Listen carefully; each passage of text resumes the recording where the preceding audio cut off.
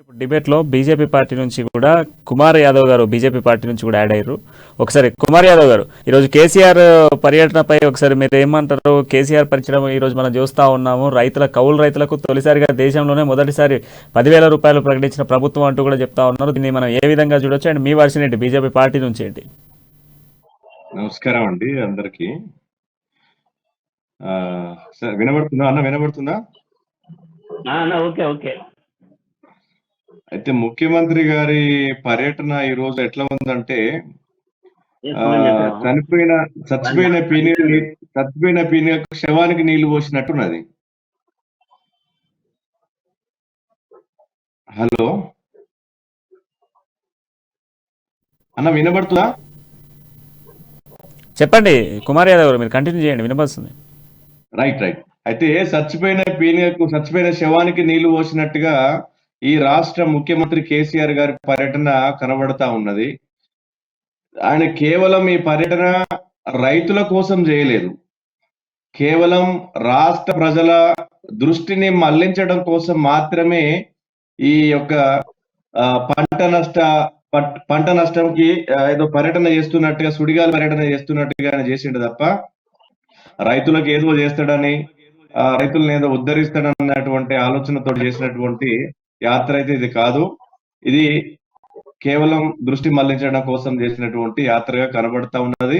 సరే, అది దాదాపు 4 రోజుల క్రితం వర్షపడి ఏదైతే రాళ్ల వర్షంతో దాదాపు అకాల వర్షం వల్ల చాలా రైతులు నష్టపోయి, పంట నష్టం పోయి తీవ్ర ఆవేదనతోటి, దుఃఖంతో ఉంటే 4 రోజుల తర్వాత కడుపు నిండా తిన్నోడికి ఆకలి బాధ తెలియదన్నట్టుగా, ఎందుకంటే రాష్ట్ర ముఖ్యమంత్రి అంతా స్కామ్లతోటి కుటుంబాన్ని అంతా, మొత్తం రాష్ట్రాన్ని అంతా దోచుకొని మంచి కడుపు నిండా తింటున్నాడు కాబట్టి రైతుల బాధ అది తెలియదు. అందుకే 4 రోజుల తర్వాత ఇవాళ పంట నష్టము మేము 10,000 రూపాయలను ప్రకటిస్తున్నాం, దేశంలో ఎవరు ప్రకటించలేదని చెప్పేసి గొప్పలు చెప్పుకోవడం కాదు ముఖ్యమంత్రి, నీ సంఖ్య గుద్దుకోవడం కాదు. నువ్వు ఏం చేస్తున్నావు? ఈ రాష్ట్ర ప్రజలకి నువ్వు 9 సంవత్సరాల పైబడి ఈ రాష్ట్రాన్ని పాలించినావు కదా, ఏం చేసినావు ఈ రాష్ట్ర ప్రజలకి, ఈ రాష్ట్రంలో ఉన్నటువంటి రైతులకు నువ్వు ఏం చేసినావో చెప్పాల్సినటువంటి అవసరం ఉన్నది. ఇవాళ రైతు రుణమాఫీ చేయలేదు.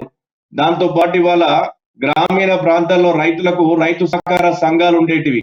రైతు సహకార సంఘాలకి నువ్వు అంటే బడ్జెట్ కూడా కేటాయించేవాళ్ళు. ఇవాళ రైతు సహకార సంఘాలు లేవు. నువ్వు ఇచ్చినటువంటి సబ్సిడీ ఎరువులు లేవు. ఇవాళ కేవలం ఏదో ఇది ఒక ఎలక్షన్స్ ఉన్నాయి కాబట్టి, ఇప్పుడు ఎలక్షన్స్ రాబోతున్నాయి కాబట్టి ఇవాళ రైతులను మళ్ళొక్కసారి మోసం చేద్దామని ఇవాళ ఇదొక కుట్రపూరితమైనటువంటి పర్యటన తప్ప రైతుల మీద ప్రేమతో చేసినటువంటి పర్యటనగా ఇవాళ రైతులపై కుమార్ యాదవ్ గారు, ఇప్పుడు మీరు అంశానికి సంబంధించి రైతులపై కుట్ర చేస్తున్నారు కేసీఆర్ అనే దానిపైన ఈ రోజు ఇప్పుడు మనతో బీఆర్ఎస్ పార్టీకి సంబంధించినటువంటి నేత శ్రీహరి గారు కూడా ఉన్నారు. శ్రీహరి గారు, ఇప్పుడు ఈ ప్రశ్న విన్నారు మీరు, దీనికి ఏం కావాలని చెప్తారు? మీరు రైతులను మోసం చేస్తా ఉన్నాడు కేసీఆర్, 4 రోజుల తర్వాత పంట నష్టం కోసం అని చెప్పేసి ప్రశ్న వస్తోంది. ఇప్పుడు గతంలో రైతు సహకార సంఘాలు అనేది అన్ని బినామీలు చేయండి, వాటి ద్వారా చాలా డబ్బు ఏం జరిగిందంటే మిస్యూజ్ అయ్యేది. దానివల్ల కొన్ని సహకార సంఘాలు, కొన్ని మాత్రం, అన్ని కాదు, వాటి వల్ల చాలా ధన దుర్వినియోగం, దానివల్ల వాటి చేయడం జరిగింది. ఇవాళ రైతు ఎంత ఆనందంగా ఉన్నాడంటే అది చెప్పుకోలేదండి, మాటలు చెప్పలేము. అది నిజంగా వస్తే రండి అని తీసుకెళ్తా, వరంగల్ రండి. ఇవాళ ఏ ప్రాంతం చెప్పండి, ఏ ప్రాంతంలో ఆనందంగా ఉన్నారో చెప్పండి. వరంగల్ సంఘాలు ఉన్నాయన్న, సహకార సంఘాలు ఉన్నాయా? రాహుల్ గారు చెప్పండి ఒకసారి. అంటే ఈ రోజు మనం చూస్తా ఉన్నాం తెలంగాణ రాష్ట్రంలో పలు ప్రాంతాలలో అధికంగా జరిగింది. సో వాస్తవానికి కూడా రియాలిటీగా మనం చూసుకుంటే గడిచిన 4 రోజుల్లో వర్షాలు పడ్డ నేపథ్యంలోనే ఇతర కొన్ని ప్రాంతాలలో పెద్ద ఎత్తున పంట నష్టం జరిగింది. సో దాంట్లో గ్రౌండ్ రిపోర్ట్లో కూడా రాహుల్ పొలిటికల్ అనాలిసిస్ట్ గ్రౌండ్ రిపోర్ట్లో కూడా కొంత తిరుగుతా ఉన్నారు. వాస్తవానికి గ్రౌండ్ లో ఏముంది అనేది ఒకసారి ఆయనతో తెలుసుకుందాం. రాహుల్ గారు చెప్పండి. ఒక్క నిమిషమే. గతంలో ప్రకటించినటువంటి నష్టపరిహారం ఇచ్చేలా ఇప్పటి వరకు ఆ చెక్కులు ఎందుకు అందజేయలే రైతులకు అని అడుగుతున్నాను నేను. ఇప్పుడు ఇప్పటిదాకా అంటున్నాడు కదా వరంగల్కి రమ్మని. అదే వరంగల్ జిల్లాలో గతంలో అకాల వర్షం వల్ల నష్టపోయినటువంటి పంటలకు నష్టపరిహారం ఎందుకు ప్రకటించిన తర్వాత మీ వరంగల్లో ఉన్నటువంటి పెద్ద సుదర్శన్ రెడ్డి గారు ఆ నర్సపేట ప్రాంతంలో తిరిగిండు, మీ పరకాల ఎమ్మెల్యే చల్లధర్మారెడ్డి తిరిగిండు. మరి వాళ్ళిద్దరు తిరిగినటువంటి ప్రాంతాల్లో ఎందుకు ఇవాళ ఇప్పటి వరకు వాళ్ళకి నష్టపరిహారం ఇవ్వలేదు?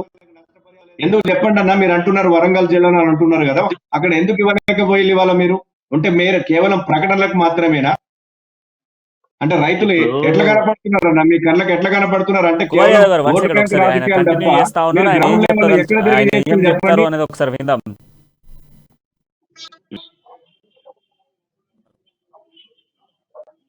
హలో అండి సిఆర్ గారు, ఫైనల్ గా ఇప్పుడు వీళ్ళిద్దరి తరపు నుంచి క్వశ్చన్స్ వస్తా ఉన్నాయి. గతంలో ఇటు పెద్ద సుదర్శన్ రెడ్డి కావచ్చు, అదేవిధంగా చల్లధర్మారెడ్డి ఇద్దరు కూడా పర్యటించారు. రైతులకు అనేక పంట నష్టం జరిగినప్పటికీ ఇప్పుడు జరిగినటువంటి రుణమాఫీ ఎందుకు రాలేదు? ఈ రోజు కేసీఆర్ వెళ్ళి పరామర్శిస్తున్నారు అని ఫైనల్ ప్రశ్న. సో దీనికి మీరేం చెప్పదలుచుకున్నారు? కుమార్ యాదవ్ వీరికి ఏనండి, కుమార్ గారికి వీరికి మరి వరంగల్ జిల్లా మీద అవగాహన ఉందో లేదో తెలియదు. పెద్ద సుదర్శన్ రెడ్డి గారి ప్రణయ్ గారు ఇక్కడ జిల్లా వరంగల్ కాదు, 33 జిల్లాలు ఉన్నాయి తెలంగాణలో. ఎవరికి రాలేదనడం చాలా బాధాకరమండి. ఈరోజు 90% ఈ రోజు రైతులకు అందరికీ పర్కాల గాని నర్సపేట గాని వాళ్ళ నియోజకవర్గాల్లో రైతులకు వెళ్లాల్సి అన్ని వెళ్ళాయండి. ఎవరికి కూడా రైతుల రుణమాఫీలు కానీ రైతులకు రావాల్సిన ఎటువంటి బకాయిలు కానీ థ్యాంక్ యూ